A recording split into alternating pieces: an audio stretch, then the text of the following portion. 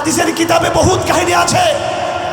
আল্লাহর নবী যে কাহিনী আমাদেরকে বলেছেন এবং কোরআনে আল্লাহ নিজে যেই কাহিনীগুলো আমাদেরকে শিখিয়েছেন, ওই কাহিনীগুলোতে আমাদের সমাজে রোগের চিকিৎসা রয়েছে। আর বর্তমানে আমরা যারা বক্তা আছি, আমরা কিছু কাহিনী বলতে অভ্যস্ত। আমাদের শ্রোতারা সুন্দর সুন্দর কল্প কাহিনী এবং বানোয়াট হাদিসের কাহিনী না শোনা পর্যন্ত আমাদের ভালো লাগে না, মাহফিল ভালো লাগে না, আমাদের রুচি নষ্ট হয়েছে, আমাদের রুচি ধ্বংস হয়েছে আমাদের।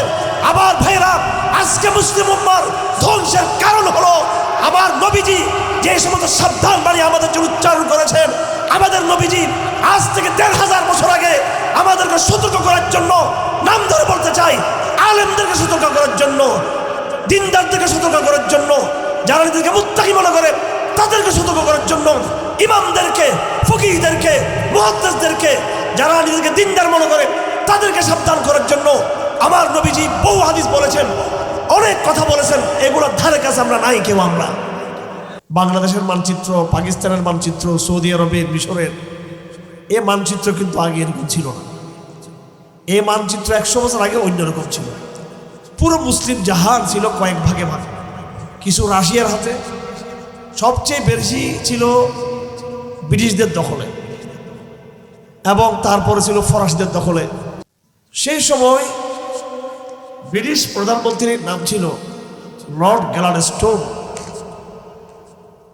তিনি তার সরকারি মন্ত্রী পরিষদে, সংসদে মুসলমানদেরকে নির্মূল করার ব্যাপারে পরামর্শ করলেন যে কিভাবে সারা দুনিয়ার মুসলমানদেরকে আমরা চিরতরে নির্মূল করে আমাদের নিয়ন্ত্রণ, আমাদের অধিকারকে আমরা স্থায়ীভাবে প্রতিষ্ঠা করতে পারি। আমাদের শাসন চালিয়ে দিচ্ছি মুসলমানদের উপরে, কিন্তু মুসলমানদের জাগরণ তো থামানো যাচ্ছে না। মুসলমানদেরকে স্থায়ীভাবে কিভাবে থামানো যাবে? কেউ বলতেছে মুসলমানদেরকে গান বাজনাতে লাগাই দিতে হবে, কেউ বলতেছে মুসলমানদের মধ্যে পাশ্চাত্যের শিক্ষা ব্যবস্থা এটার প্রচলন করাইতে হবে, কেউ বলতেছে মুসলমানদেরকে গণতন্ত্রের পথে দীক্ষিত করতে হবে, কেউ বলতেছে মুসলমানদেরকে জাতীয়তাবাদ শিখাতে হবে, কেউ বলতে লাগলো মুসলমানদের মধ্যে বেবিচার, সমকামিতা, অশ্লীলতা, বেহায়াপনা, বেলাল্লাপনা এগুলো যত বেশি আমরা প্রচার প্রসার করবো তত বেশি ফায়দা হবে। মুসলমানদেরকে ধ্বংস করার নৈতিকভাবে সমস্ত প্রস্তাব নিয়ে আলোপ হচ্ছিল সংসদের মধ্যে।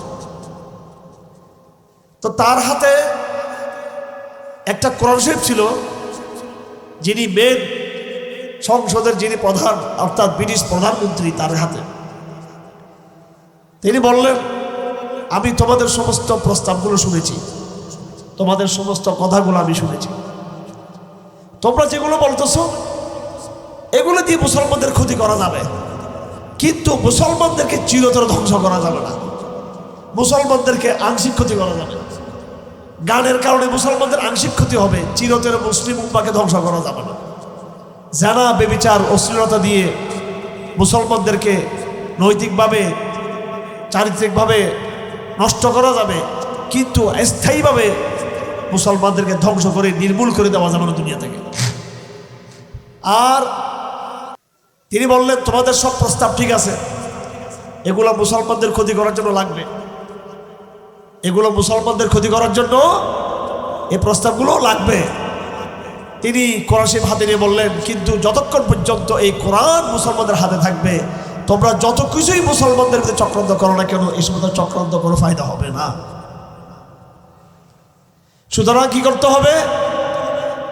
সুতরাং একটা কাজই করতে হবে, আর সেটা হলো মুসলমানদের বুক থেকে, কলিজা থেকে, মুসলমানদের হাত থেকে, মুসলমানদের সমাজ থেকে, রাষ্ট্র থেকে, শিক্ষা ব্যবস্থা থেকে, আইন থেকে, সংসদ থেকে, মুসলমানদের মাথার মগজ থেকে কোরআনকে বের করে ফেলতে হবে। যদি আমরা মুসলমানদের মাথার মগজ থেকে, কলিজা থেকে, বুক থেকে, হাত থেকে, আইন থেকে, শিক্ষা থেকে, সমাজ থেকে, সংস্কৃতির কালচার থেকে যদি আমরা কোরআনকে বিচ্ছিন্ন করে ফেলতে পারি, মুসলমানদের শিক্ষা ব্যবস্থা থাকবে, কোরআন থাকবে না, মুসলমানদের আইন থাকবে, সেখানে কোরআন থাকবে না, মুসলমানদের রাজনীতি থাকবে কিন্তু সেখানে কোরআন থাকবে না, মুসলমানদের অর্থনীতি থাকবে সেখানে কিন্তু কোরআন থাকবে না।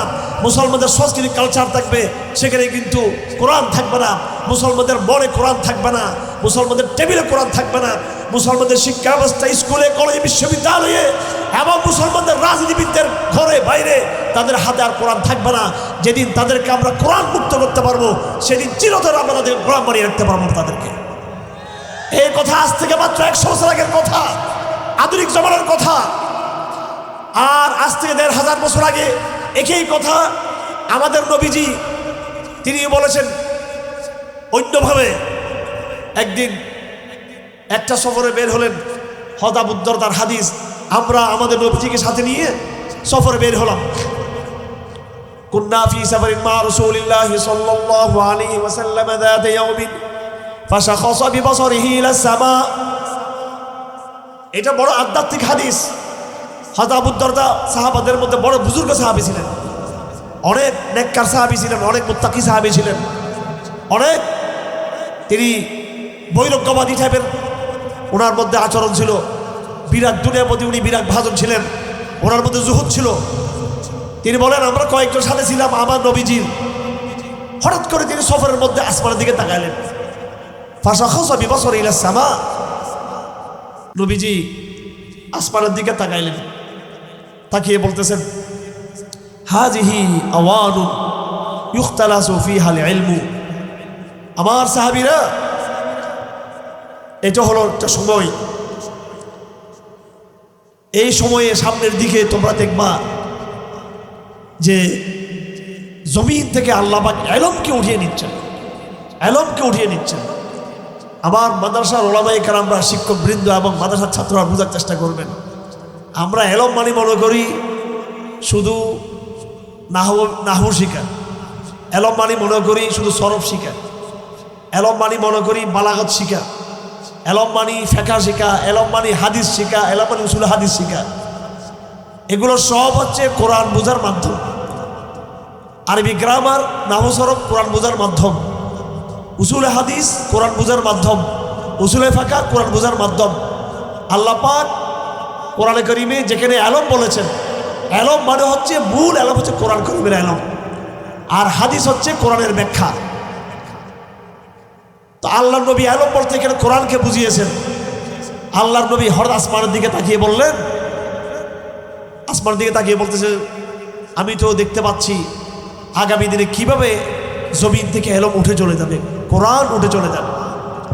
এটা শুনে ওই রাসূলুল্লাহর সফর সঙ্গীদের মধ্যে একজন সাহাবী ছিলেন, আনসারী সাহাবী, তার নাম ছিল জিয়াদ ইবনে লাবিদ আল আনসারী।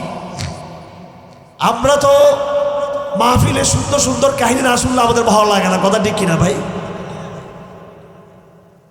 সুন্দর কাহিনী শুনে লাভ নাই, কাহিনী শুনতে হবে কোরআনের কাহিনী, হাদিসের কাহিনী। আর এগুলো আমরা বলি না। সুন্দর কাহিনীতে আমাদের চিকিৎসা নাকি কোরআনের কাহিনীতে আমাদের চিকিৎসা? সুন্দর সুন্দর গল্প কাহিনী যেগুলো আমাদের অনেক বক্তারা বলে থাকেন, অনেক গল্প কাহিনীর গোড়া খুঁজে পাওয়া যায় না, সনদ খুঁজে পাওয়া যায় না, কোথাও তাল খুঁজে পাওয়া যায় না, এগুলোর কোনো গভীরতা নেই। আমার ভাইয়েরা, কাহিনী বলার জন্য বড় অনেক কাহিনী আছে, বুখারী শরীফে বহু কাহিনী আছে বলার, এগুলো বলেন না কেন?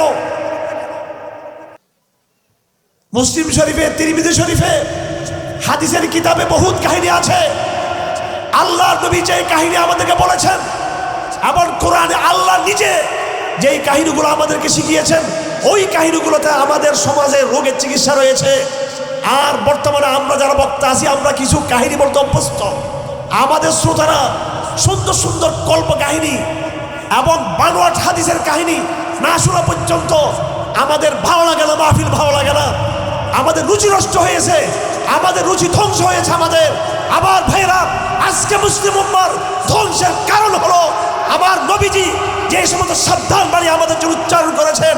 আমাদের নবীজি আজ থেকে 1500 বছর আগে আমাদেরকে সতর্ক করার জন্য, নাম ধরে বলতে চাই, আলেমদেরকে সতর্ক করার জন্য, দিনদারদেরকে সতর্ক করার জন্য, যারা নিজেদেরকে মুত্তাকি মনে করে তাদেরকে সতর্ক করার জন্য, ইমামদেরকে, ফকিহদেরকে, মুহাদ্দিসদেরকে, যারা নিজেদেরকে দিনদার মনে করে তাদেরকে সাবধান করার জন্য আমার নবীজি বহু হাদিস বলেছেন, অনেক কথা বলেছেন। এগুলোর ধারে কাছে আমরা নাই কেউ। আমরা আমাদের বর্তমান জমানায় আজকে আমরা মুসলিম উম্মার এই সংকট সেই সংকট নিয়ে কথা বলি, এই সমস্যা সেই সমস্যা নিয়ে কথা বলি। মহান রবের কসমকে বলতে চাই, বর্তমান জমানায় আমাদের বাংলাদেশের বাইরে এমন একটা সমস্যা দেখাতে পারবেন না যেই সমস্যার কথা আজ থেকে ১৫০০ বছর আগে আমার নবী সাল্লাল্লাহু আলাইহি সাল্লাম পরিষ্কার দ্ব্যর্থহীন ভাষায় তিনি তার হাদিসে বলে যান নাই। এমন কোন সমস্যা নাই, এমন কোন সংকট নাই, এমন কোন ক্রাইসিস নাই, পুঙ্খানুপুঙ্খানু ডিটেল বিস্তারিত আমাদের নবীজি আজ থেকে ১৫০০ বছর আগে বিস্তারিত আমাদের সামনে সেটা তুলে ধরেন নাই। কোরআনে সমাধান না খুঁজে আমরা সমাধান খুঁজতেছি রাজনীতির মধ্যে, কোরআনে হাদিসে সমাধান না খুঁজে আমরা সমাধান খুঁজতেছি রাজনৈতিক ডায়লগের মধ্যে, সমাধান খুঁজি ফেসবুকের মধ্যে, সমাধান খুঁজি অনলাইনের মধ্যে, সমাধান খুঁজি আমাদের নিজস্ব চিন্তা চেতনার মধ্যে সমাধান খুঁজি। সমাধান রয়েছে কোরআনে, সমাধান রয়েছে হাদিসের মধ্যে। আজ আমাদের এই সংকট করার জন্য পথ একটাই এবং আমাদের মুসিবত একটা, সেটা হলো আমরা ১৫০০ বছর আগে এই মানব জাতি যেই বেঈমানি বিশ্বাসঘাতকতা আল্লাহর সাথে করেছে, জাহেলিয়াতের মাধ্যমে, শিরকের মাধ্যমে, তাগুত পন্থার মাধ্যমে, মুনাফিকির মাধ্যমে, আজ আবার নতুন করে ওই পুরাতন রোগ আবার নতুন করে আমাদের মধ্যে দেখা দিয়েছে।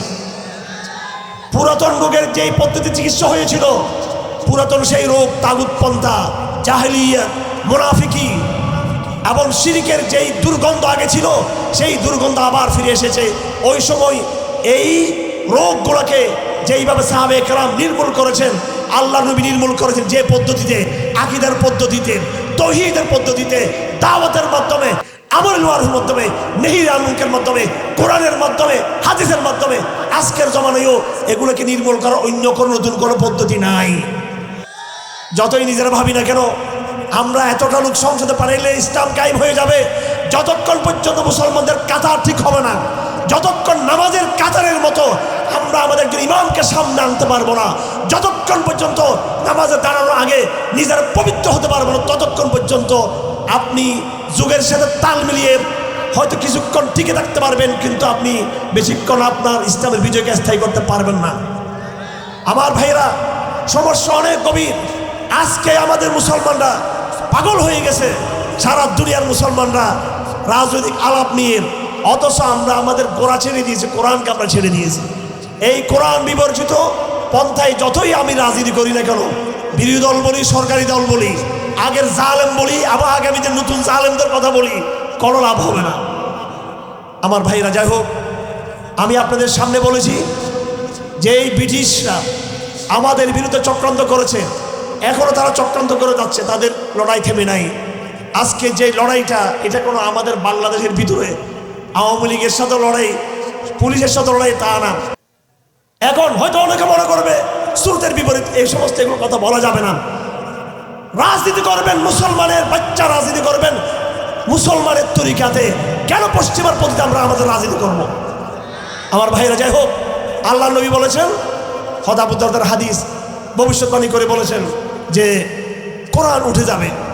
তখন সাহাবীদের মধ্যে একজন ছিলেন জিয়াদ বিন লাবিদ আল আনসারী, তিনি বলতেছেন, ইয়া রাসূলুল্লাহ, কোরআনকে আমরা উঠতে দিব না, কোরআন কেমনে চলে যাবে?